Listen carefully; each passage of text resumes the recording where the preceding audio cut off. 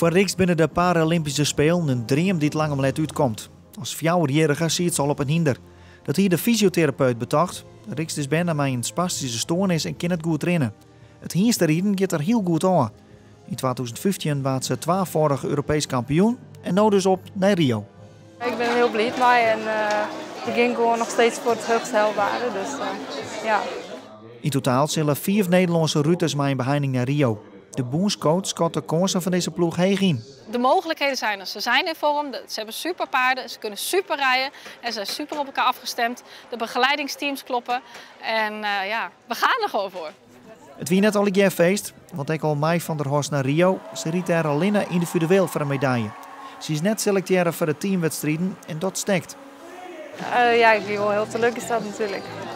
Je had wat oors verwacht en je stond er wat oors in. Maar ja, we gingen gewoon goed ons best van.